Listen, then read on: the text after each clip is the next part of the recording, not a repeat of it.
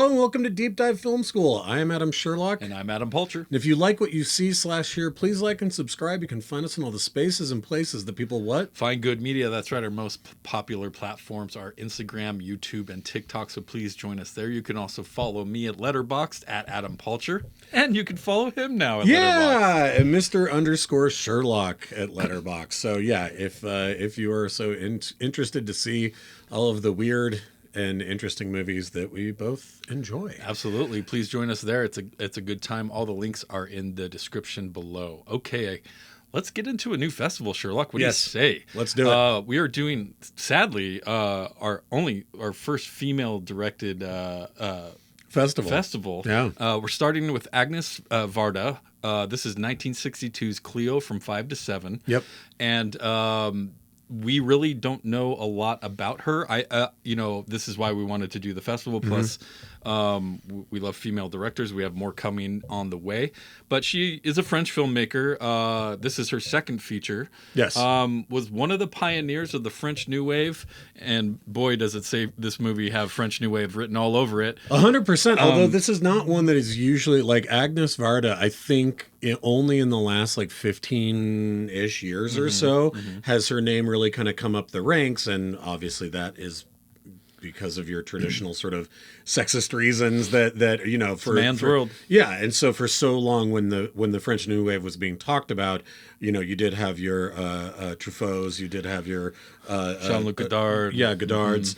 And Jean-Pierre Melville. And I think that Agnès Varda has been in the last like 15 years really been celebrated. And boy, watching this movie, I'm like, well, yeah, I mean, all of the it's really interesting to me actually, because I would even say that this movie goes even a little bit further into sort of, Truffaut is the one who wrote his sort of diatribe about French cinema that became the manifesto, if you will, about the French New Wave. Sure. And this idea of the moving camera, this idea of a stripped out moment of life, right? Yeah, it's almost like documentary style filmmaking, but a narrative story. So and that was new. This is even more so than, you think of the 400 Blows, you think about. I think it's also about, if we're talking French New Wave, I think it's about them I think the camera is a huge part of it. I think the kind of real locations that they use really lean into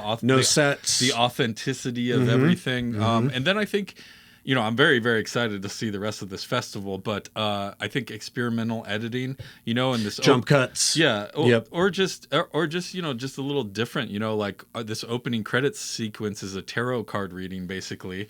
And it's all in color, but the whole movie's in black and white. So she's very easy to flip around, and I think we should probably expect that moving forward, but super excited. I thought this was a fantastic film. You know what's crazy? Is that she had no formal training as a filmmaker. She was a photographer. Yeah. Right? So was Kubrick. That's a good point. Her framing, also considering how much the camera is moving, and yet even if it's in our main character's loft where we're just sitting around a piano and the camera is basically handheld, which is crazy to think in 1962. Like that's a big ass camera. I love that how you're we just float around moving here. around. But it's like every time that we move in this oneer of a shot, even in that sequence, it's like great framing after great framing after great framing. But just with the camera moving the whole time. It's truly amazing. And the absolute balls out amazing use of mirrors in this movie. Oh my God. It's so good. Not only just as her looking at a reflection of herself, but through windows we're looking at mirrors, and it's such an important part of what we're doing. This movie's deep as hell, man. Oh yeah. I was really into it. I think she is such a fascinating character, and this is a real-time story, so we're literally spending from 5 to 7 with Cleo, who the reveals in this movie are really interesting because they do or say something that you've been watching for an hour now, and you're like, wait, oh, what? What's happening? That's her brother? I love what you said about mirrors. I think that's completely true, that this and again, to hide the whole film crew in these mirrors. Yeah, no, I was wondering really what that It's crazy. Dancing act that. There's a whole sequence in probably the first 10 minutes where we have Cleo and her assistant in this diner. And for all intent and purpose, you're like, no, the camera should be right there because the mirror's directly behind them. Yeah, I said the same thing, but it makes the restaurant seem huge. Yep. Right. And so yeah, no, that another use of a mirror, but even her looking at herself in the mirror and having this kind of VO of what she's thinking, where it's not a lot of that would go through that, but this movie, it just had a lot to it. And it's kind of this, you just hang out with this lady, like go through her life in a day and all of the, the people that she meets and sees and knows. And they jump into it like we're supposed to know who these people are sometimes. Yeah. Sometimes it's obvious, sometimes it's not. But it's just her walking around the city waiting for some news because she thinks she's ill. Yeah, some results from the doctor. Exactly. And this tarot card reading at the beginning is brilliant. Oh my God. What an incredible title sequence. It really is. Not only does it look cool with the cards and the names and everything. So again, the way that things are framed, cards that are being turned over. And of course it's in color, but it's also, that's a very faith-based kind of exercise, if you will.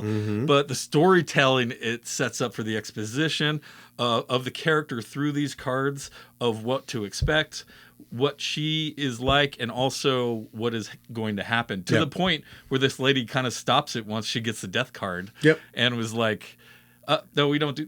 She kind of just stops and she asks her to read her palm, and she's like, I don't do that. I don't. She stares for a while before she says she doesn't do that, but essentially the card showed death. She has cancer. There's no hope, basically. And so the whole movie, she's going through these ups and downs of what's going to happen, like just thinking about life. Is this going to be good news or bad news? Which anyone who goes through a situation like that and comes from the doctor is going to have those kind of thoughtless wandering hours after the fact, right? Yeah. Well, or even more so, I feel like it's, and it happens in a couple different ways. When we get bad news, I think when someone we love dies, when we go to a funeral, when anything gives us these moments of suddenly feeling like the world is very thin, right? And that we're all very fragile. Yeah. I remember this actually happened to me. I was in New York with a mutual friend of ours, Dave, and we went to the Bodies exhibit, and if anybody who doesn't know what that is, it's like they're literally like real humans that have been plasticined and sort of pulled apart where they're on display, and you can go in and see like, here's what the nervous system looks like, and here's what your intestines look like. And it was amazing, and also a little like not gruesome, but just very surreal. And when we got done, it was at this museum that was down in like the packing district, just like this bustle of people. And like when we left, all of a sudden it was like there's this throng of like New York back at you. And I remember being like, everybody be really careful. Like we're all delicate. We all have this nervous system inside of us. Like I suddenly felt like all humans were made of glass. I got that feeling again watching this movie, where it's like after she has gotten this news, which by the way, I would say the rest of this movie is amazing. If Agnès Varda had said, here's a 3-minute short that is just the tarot card scene and her crying and leaving, and then the tarot card reader opening the door and saying she's doomed. If that had just been a 3-minute short, I think it'd go down in history as like one of the greatest just like pieces of cinema ever. It's so brilliant. Yeah. But then she leaves. She's feeling very despondent. That's shown beautifully through these clicking of her shoes down the stairs and these triple jump cuts of her face, where it almost seems like glass shattering. After that, they go to the diner, and then they get in this cab ride. And the cab ride is quite long, actually, a component of this film. But I feel like what it's showing us is that thing I was just talking about. And she's there with Angelique, who is her assistant. Yeah, and and this is them leaving the restaurant, right? Yeah, and they get into the taxi, and they're speeding down the street, and it's Angelique has a lot of. I mean, they talk about it, but all the superstitions. Oh, everything. It's Don't all over. Never wear it. Never take anything new with you on a Tuesday. Yeah. She's buying a new hat. Don't wear anything new. Yeah, on a Tuesday. or even have it with you. Don't deliver. Yeah, it's very interesting. Also, let's not get in this cab. That's a bad number. Yep, that one's a bad number. This one's okay. We start with the tarot card. So all of this is everywhere. Yep. So, and then once they're in this cab ride, I mean, you're in Paris. Yeah. You're in 60s Paris. The livelihood and these of people what aren't actors in the background either. No, this is again, it's like a documentary. Yeah. But I feel like we do cut back to Cleo several times. And sometimes she looks like she's despondent. Sometimes she looks like she's ready to cry again. And sometimes she's just looking out the window, looking at things. Like I said, ups and downs. But it's like, I felt that same feeling of like, oh, the fragileness of a person waiting to find out how much time they might have left. And that you're in a place like Paris with so much noise and life and vibrancy. And that there's all these other people, right? And you might be having the worst day of your life. But the person next to you has no idea and is just doing their thing. I think she does an amazing job of showing those other people, like little snippets of conversations. Exactly. Right? I was going to say, walking through the restaurant, you hear this little bit of that conversation, and just this couple the people up, in the world around you, and like, yeah, you're not alone. I really appreciated how she kind of revealed that. It just made it feel more like an authentic world, right? And again, this camera floating around the camera works insane so for this good. Era. Just knowing how big those cameras were and how heavy they were, sometimes they're going down hallways. I mean, it looked like there were moments in this where the framing reminded me of some cross between Ozu and you know, like In the Mood for Love, like the looking through windows too. Yeah. I think the looking through multiple windows reminded me of Wong Kar-wai, right? Like sure. This kind of like a frame and a frame and a frame and a frame. Yeah. Especially when they're at the hat shop and our camera is out on the street. It's a pedestrian, right? But it's looking in at her, and then it's looking at her through the mirror. Come on. Window. Yeah. Man, she is so gorgeous too. Oh, just beautiful. Just stunning. And you really go through this with her. And one of the first reveals we get, because, you know, we kind of just jump into this, but in the cab, we find out that she's a singer. Yeah. Oh, it's my song. Oh, I hate this recording. Yeah, exactly. And I was like, okay, all right. Because, you know, when she is walking around, the male gaze is heavy. Very much throughout so. the whole movie. Yeah. And honestly, probably only a female director can capture that uniquely and authentically enough. And it's everywhere. Even a guy driving by is like trying to hit on her. It's funny you say that, and thinking of someone like Corinne Frigette that did Revenge and The Substance. She also can capture the male gaze as no male director can. That's true. But you're like, am I being manipulated? I think I might be. Yeah. But yeah, it is great, these little snippet reveals. Obviously, she's not a big enough singer to get noticed out on the street. Are people recognizing her, or is it just because she's beautiful? No, later she plays her own song on the jukebox at a bar, and then walks by a couple who are like, oh God, I can't think with this noise on. And you're just like, I love these little moments. It does feel very slice of life. I mean, Varda said she called this movie a portrait of a woman painted onto a documentary about Paris. And I'm like, yeah, that's exactly it, right? That's a very good way. It's just 2 hours in the life of this woman as she's waiting for these results, positive or negative, who knows? And that sounds like a boring plot when you say it like that. Not the case. Not you even in the least. Go through it. I loved how engaging this was. It's funny because, you know, when we did 8.5, you know, so much of that movie is our main character walking through a city and, you know, wringing his hands. Hyper realizing it. Yeah, and wringing his hands about his life. And then we hop into his life, right? And we see these flashbacks, and we see stuff that are sort of dream sequences. And we see moments that aren't real, or moments that are maybe compounded with real memories. And here, we don't have any flashbacks. We never leave her in reality, but we still get all those things, right? It's just the difference between the way that Varda wanted to show it. Is she still thinking about death? Is she still thinking about this disgusting thing that might be growing within her? Yes, and we see it in these ugly, beautiful / ugly masks that she sees of these like sort of primal figures in the museum, right? She sees it in the street performers who are swallowing frogs. She sees it in the street performers that are piercing their arms with big needles, right? She still is seeing these gruesome, ugly things that are making her think about what gruesome, ugly thing might be growing inside of her. But we don't have to leave her on the ground reality in order to still see her internal life. And I thought that was brilliant. I totally agree. The way that you can capture that in just 2 hours of following someone around and have it be authentic.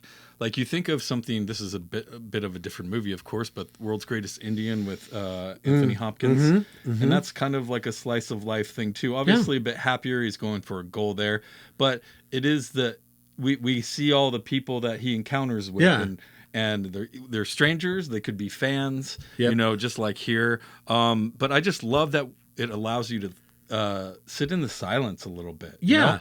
It doesn't have to feel like it has to tell you everything all the time, which I appreciate as an audience member. Like, let me just sit in this for a minute and be in just be in the room with you. There's something infectious about that. I'm not sure why it works so well, but I think I could not agree more, dude. And I think part of it is because Varda leaves enough space, enough oxygen in her shots, even when they're really close, to make you go, the movie's named after her. She's one of the first people that we see on screen, and then we stay with her. She's gotten the horrible news. And so we're always going to be attached and yoked to her as the character. And because, how does she even describe it? She describes herself as being, she describes certain things like crying in public or like nudity or these different things as indecent, right? And that she's decent, right? And so she masks all of these things, especially to the people that she knows. And so when we just see her and she's by herself, it's so wonderful how this movie goes, what's she thinking about? Which is what every director wants you to think about every single actor in every single movie is like, how are they feeling? What are they thinking? And you know what? It works to varying degrees over time in movies. Here, it works fantastically well because we're with her the whole time going, is she getting more comfortable with it? Is she really believing that she's going to die? Like, what is she thinking? And we're locked in on that with her. Yeah, it's those ups and downs, right? You know, and I think time is a major thing going on here too. Not only is it in the title 5 to 7, basically the 2 hours after you get off work, into the evening, but also, you know, we're looking at literal time left in her life, and we get chapters. I was like, it's 1962. We've got chapters. Like, what is this? I was going to ask you about that. An indie movie from the mid '90s. Like, what the hell am I looking at? I was like, that is so far ahead of its time. And that each sub chapter title is a new person that she's meeting. And we keep wondering who these people are, right? And they don't really tell us. They don't come out and say it. Like this guy Bo and what is the other guys? Bo and Maurice show up. The writers. You could tell they wrote like the backing band maybe or whatever, plays the piano, and this is where she sings that amazing song. Oh my God, Without You. Is it Without You? I thought it was Cry for Love. Oh, it might be. I think the refrain is just Without You. Gotcha. That's the refrain. But after a while, you know, she's kind of interesting who she chooses to tell what's happening or not, right? Well, before they show up, we meet her boyfriend. And her boyfriend is this older, I think he's like a film director or something. And he's he's a real busybody. He can only be there for a minute. But I just want to kiss. And before he shows up, her assistant is like, don't stress him out with this stuff. And you go, oh, right, it's 1962, right? Yeah. And this idea of, you know, what you don't want to do is be a letdown. What you don't want to do is bum everybody out, right? So, like, just be pretty and just be there. But it's so funny because even though she doesn't divulge to Not him, allowed to have those human feelings. right? And even though she doesn't divulge those to him, she does say, "Is that all I'm good for? Is to make sure that I'm here for you to be able to kiss? And what if I didn't look like this? What if I?" Right? She starts asking these kinds of like hypotheticals where you go, she's picturing herself as that the physicality of her that this guy obviously loves is changing. And again, you think about like, we know this if you read through her bio that Agnès Varda, was lauded as like one of the first real like feminist filmmakers, right? But you go in 1962 for this movie to come out and have those themes, because it has them a whole bunch of times, right? About, am I just an object? Am I a person underneath? But it's never preaching it to you. You're just with a person having empathy for them going through their experience of, oh my God, I might be sick. And I'm like, what a wonderful devious trick to be like, yes, this is going to be imbued with these really important messages about, women's autonomy, but it's going to be within this story that makes sense to anybody. Anybody would have empathy for this person. Yeah, great way to put it. Absolutely. Okay, so she moves on to the next person. She kind of wanders through, goes to another bar, gets I think a brandy or something, and she ends up going to this studio where there's modeling, like nude modeling, and a room full of guys it's Dorothy is her friend, but basically it's an art class where they're molding the human body, and she's the nude model in it or whatever. And what did you think about that scene? I mean, that's probably good money. I don't know. No, I meant from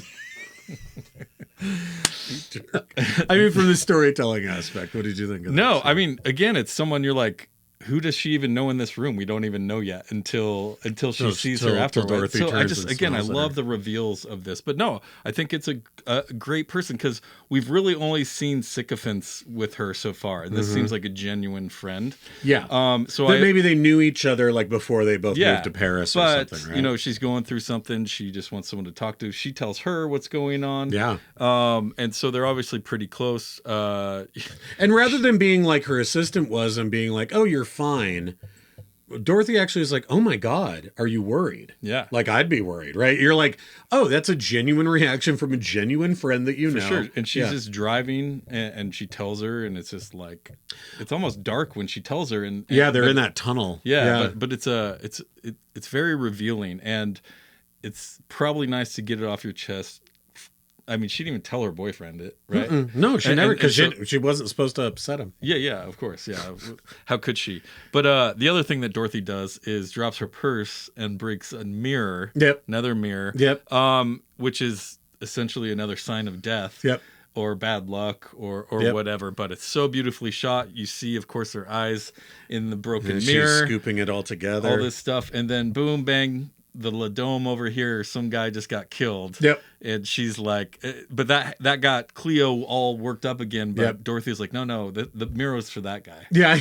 So again, more superstitions, in this world. This is kind of funny. I want to jump back to the art studio scene. Okay. One of the things I thought was so incredible about that scene is that, again, we have Cleo, who is, maybe not obsessing. Maybe we're not to, our main character in another movie that this movie made me think of, which was Dennehy in Belly of an Architect. Sure. Who's really lamenting, like, is this the end? Yeah. And again, about their gut. She's thinking a lot about the physicality of what might be wrong with her, right? And then she goes into this space, and we have the backside of this beautiful young woman and all these people around that are sculpting that form. Yet all the sculptures that everyone are making are incredibly crude, right? Like, we're not at soft, supple clay. We are at like these hunks of almost, you don't mean crude sexually. You mean the physical it's embodiment crude. Yes, of what it looks like ragged rock, right? I mean, what they're working on. And in the foreground is a man who's decided that he doesn't like the way that he started to sculpt this. And I don't know what this is they're sculpting on there, but his is dry and he's just fucking hacking at it with this like big kind of like knife, right? And that's the first thing that we see as the camera is moving around. It's her perspective. And I was like, oh, this is so fascinating. Like, again, in the thinking of your own like visceral body. And here we have like images of a woman that are being hacked at by this guy. And I'm just like, yeah, that would maybe make you feel a little like, what? Like, is that what's going to happen to me? Right. It's just like, and they even talk about it as they're leaving and they're talking about, is it a good way to make money? You know, and Cleo says, no, she's like, I'm embarrassed for you. Right. And Dorothy says, my body makes me happy, not proud. Yeah. Right. And she says, love that line. They're looking at more than just me, like a shape or an idea.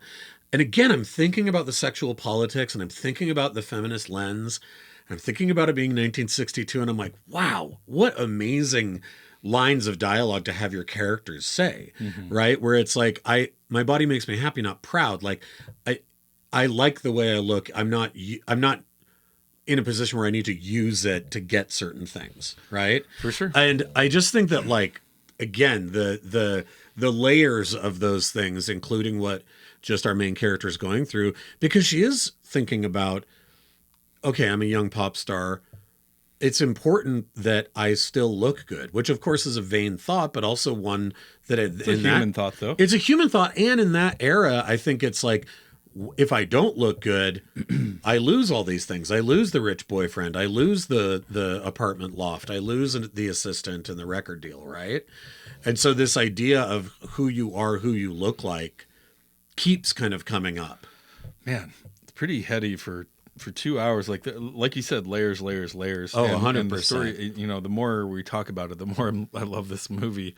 But just phenomenal stuff here. But so here's another reveal that I just kind of just got me, and maybe I missed something, but you know, she's wandering in the park, right? And this guy walks up and starts chatting with her, and we find out he's a soldier. You know, he's leaving soon. Yeah, he's been on leave for 2 weeks and he didn't do anything with it. And he's sharing her information. You know, they're just kind of getting to know each other, which was kind of cool.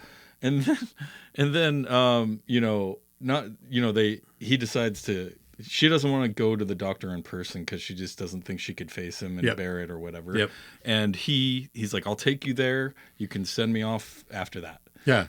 People think that you're somebody else to me. Yeah. Yeah. Like other people will think you're somebody else to me. You can cry for me as I leave. Right? For sure. Exactly. Yeah. So, but it's just really kind of a beautiful moment. You know, they run to get on this bus. Yeah. And we get this amazing trolley bus shots are incredible. The shot I'm talking about is the amazing shot as they get on the bus and we see the two doctors coming out with the baby and encased in glass. Yeah, it looks like Snow White's coffin. That's putting it in the back of the car, and it's like, whoa! Like, not only is that shot amazing, but like her and him like thinking about it, and she's gonna die in this new life versus new death. It reminded me of Strosek, man. Completely, I 100% the shot right before a lot of that. Herzog is here too, for sure. The shot right before that is amazing too, as they're running to go to the trolley or to the bus,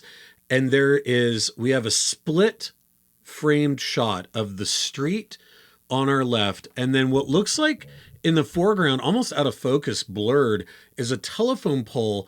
And on the other side of it, it takes you a second to realize it's the bridge that the train goes on.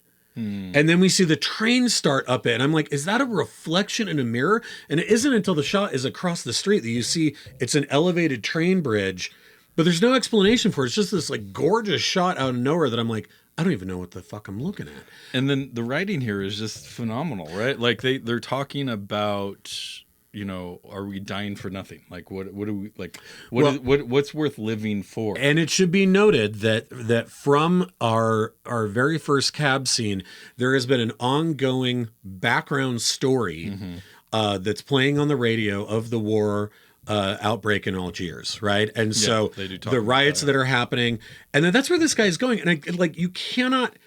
You can't sidestep the irony when they're talking about this mortality that you're talking about on the bus, that I'm like, the odds are much, much higher that our young man is going to die before she dies, right? Like, even if she gets bad news, because he's going back to the war that we've been hearing about since the beginning of this movie, right? And so even though he's checking in on her and she's feeling despondent, I'm like, if I was a betting man, she's outlasting him, right? Yeah, it's just another examination of kind of what life should be about, right? Yeah. With these two, and they sit in the silence, and she's super tight on this shot where they seem like he's definitely schmoozing at a point. Yeah. And it almost seems like they're about to kiss, but she's so close. Maybe it's more the camera than them themselves. But they're just like, they keep looking and then not looking at each other, and it just hangs it's quiet, on them. right? Oh it's my God. one of those quiet moments again. And, so it just, they arrive at the hospital and the doctor's not even there. You're like, what the fuck? This whole movie, there's nothing there. Yeah. It's kind of random. But we finally see him in the street, and he says that he's her brother. Yeah. And I'm like, is this them pretending to be something? That's what I would think. Or is he actually her brother? Or not? They've got to be pretending. There's no way, because they've been putting... Is it because it's just another one of those reveals where you're like, oh, she's a singer. Oh, that's her brother. Nah, I don't think it's her brother. I think that's a joke. I wasn't sure. I think that's got to... If that's not a joke, I don't know. I mean, we should do some research. If that's not a joke, then we're just breaking apart layers of reality. Yeah. Because if that is her brother, that means that they've been messing with each other for the last 30 minutes. And we didn't pick up on There's no way. Yeah. I don't think that's her brother. I think he just said that. But at that point, the doctor, the thing that we've been hanging on for an hour and 20 minutes of this movie, he's like, oh, it's a couple of rounds of chemotherapy. No problem. You're going to be fine. Will be good. Yeah. And then leaves. It's the most impersonal. It is. Just like cold clinical thing. And at that point, it's almost like, sure, she's relieved, but she's almost exaltated beyond it, because before she gets the good news, she says to Antoine, the soldier, today everything amazes me, just seeing people's faces next to mine. So she's crossed some Rubicon. We feel that too through the lens. Yep. She's crossed some Rubicon from who she was right when she walked out of the tarot shop to this point now where she's like, and there wasn't some big crescendoing thing that happened. It's like she just accepted that, like, okay, if that's what reality is going to be, then that's what it's going to be. And then when she got good news, she was like, okay. And it's funny because it's kind of an anticlimactic ending. A little bit. Great ending shot. That 2 shot's awesome. And after the anticlimactic sort of news that then buttons the ending, something happens here where our 2 main actors, not for a really long time, but they break the 4th wall, right? And they kind of look directly at us just for a second. What's another movie from the 60s that had an anticlimactic ending and then had a breaking of the 4th wall that came out after this? The Graduate. Oh, there you go. Okay. I was going to say there's a number where it's like, I could say. We're happy, but also it's like, what the fuck was all that about? Right? There's like, part of it is you're happy, and the other part of it is you're like, was I supposed to learn a big lesson here? This is reality. Right? I went through the meat grinder and out the other side. Like, is something bigger supposed to have happened? And then we just cut to black. And I could not have been happier with that. I was like, I thought The Graduate that second when they both kind of turned and looked. That's funny. I did not pick up on that. Maybe there's no association, but to me, I was like, anticlimactic. What the hell were we supposed to learn here? I feel like I learned a lot. I definitely did. I just went on a journey for an hour and a half with this woman who never gets hysterical, is never out of control. No, she cried. The most she cries is at the very beginning. She just is like, what am I doing? And I think part of it's that the assistant isn't taking her seriously either. It's kind of like, that can really drive you crazy, right? To feel like someone acknowledged this. And it is worth saying that when within like minutes of when she meets Antoine, she tells him everything about what's going on with her. It's the only person she's honest with at that level, right? And at that point, like, she's unloading on a stranger. Yep. Or her brother. Yep. Amazing start to the festival. Oh, yeah. Agnès Varda, we're very excited to see what else you have in store for us. So please like and subscribe. You can find us on Instagram, TikTok, YouTube, or both of us on Letterboxd if you want to. Next week, we're going to do that one scene from Dirty Harry from 1971. Excited to get into that. And then we'll keep banging out this Varda. We're very excited. So thanks for watching. We'll see you soon. Bye, you guys. Banging out this Varda.